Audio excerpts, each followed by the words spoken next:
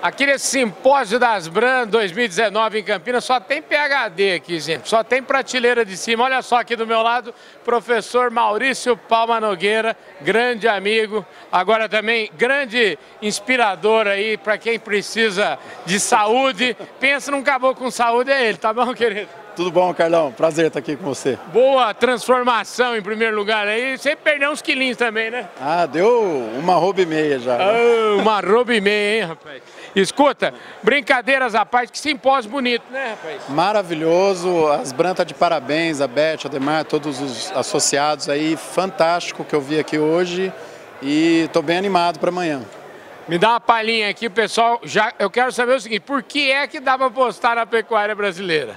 Bom, Carlão, a gente tem um sistema de produção que o mundo ainda não entendeu, né? Na verdade, nem os brasileiros, você tem uma ponta da pecuária brasileira que está aproveitando todo o nosso potencial tropical, então o uso de pastagens, o uso do ambiente favorável, água, grãos, tudo que a gente tem, né? E está conseguindo alta produtividade. Se a gente pensar no cenário mundial, o único modelo de produção que dá para aumentar em escala a oferta de carne bovina é um sistema tropical.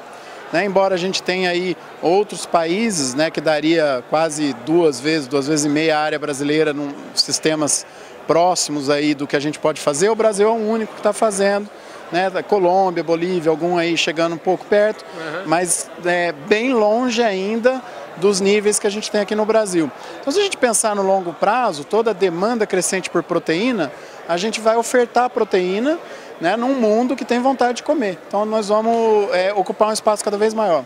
Olha, uma das primeiras palestras que eu assisti, que vi você fazendo alguns anos atrás, talvez aqui mesmo, num desses simpósios passados nas Bran, você falava a relação direta que existe entre investimento em tecnologia e lucro do produtor. Isso continua valendo cada vez mais? Continua, inclusive esse momento é o mais didático possível, Carlão. Nós estamos aí com um boi que a gente não consegue entender ainda, né? Tem parte de fundamentos, que é oferta e demanda, tem parte de especulação, tem de tudo.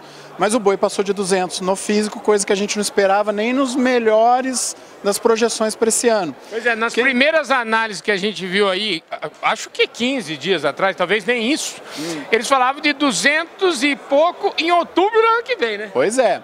Agora aí a pergunta, quem tem esse boi para vender? É quem aproveitou quem investiu em tecnologia nos últimos anos, quem tem esse animal para ofertar.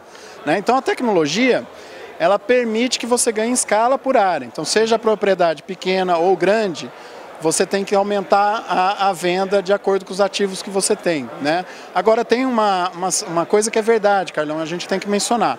Quanto maior é o aporte tecnológico na propriedade, mais difícil administrar essa propriedade. Se a gestão não crescer em qualidade, em rigor, né, em competência, você pode pôr tudo a perder. Então você compra os insumos e não consegue transformar aquilo em lucro.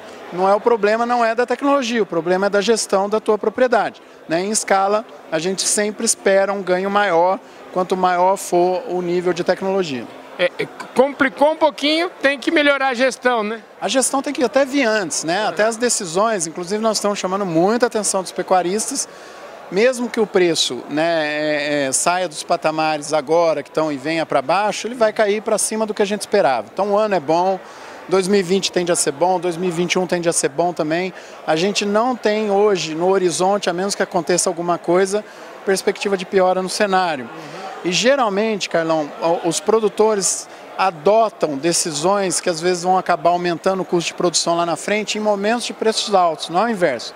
Momento que a gente começa a colocar a fazenda nossa à prova, a piorar, é quando o preço está bom, porque a gente investe sem planejamento. Não é que você comprou algo que não serve, né? Às vezes você comprou na hora errada, às vezes você investiu sem aumentar a produtividade adequadamente. Então agora é hora de você refletir bastante e planejar muito a atividade. Olha, você que é um craque, conhece o Brasil todo, conhece o Brasil da pecuária, coordena um rally, eu queria saber o seguinte, que Brasil, que pecuária que nós temos hoje no Brasil? Porque a verdade é o seguinte, eu quero saber a verdade nua e crua, porque eu tô mal acostumado, você sabe que eu converso com meus amigos, falo, mas a pecuária, os caras falam assim, Carlão, você anda só no asfalto aí. Eu quero saber o seguinte, que pecuária, qual é o cenário de pecuária que nós temos de uma forma geral? Bom, é aquela tal história da média, né? Se você tiver gripado, eu não, e dá um remédio para nós dois dividido em dois, você não vai melhorar e eu vou piorar. Então, a média é sempre complicada. A gente tenta estudar, as estatísticas da pecuária são complicadas, mas um número que a gente trabalhou muito no Rally, Carlão, quando a gente filtra tudo que a gente consegue filtrar. Mais ou menos 90% dos produtores, essa proporção aí, claro, não é um número cravado, mas vamos pôr uma proporção próxima de 90% dos pecuaristas estão no prejuízo. 10% só estão registrando algum lucro e não é um lucro alto, é um lucro baixo na média, né? Muito menor do que o lucro da agricultura. Você tem uma ponta que é muito mais lucrativa do que a agricultura. Esses 10%, no entanto, eles detêm mais ou menos 50% a 60% do rebanho e movimentam 75% da venda. Então é interessante, se a gente analisar por público, né, por populações, nós temos um pecuarista em crise, porque 90% não consegue fazer lucro, mas a pecuária não está em crise. Entendi. Ela está respondendo porque ela está na fazenda dos que lucram.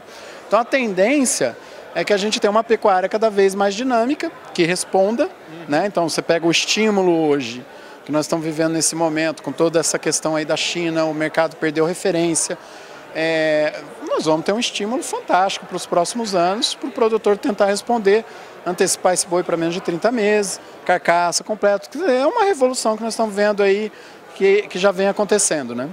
Quer dizer, dá para entender que é um cenário onde a pecuária vai ficar... Dá para prever uma concentração entre os competentes e muita gente saindo fora do negócio, né? Exatamente, a concentração vai acontecer, né? Então a gente tem que se preparar em termos de política pública, como é que a gente faz com esse contingente todo, né?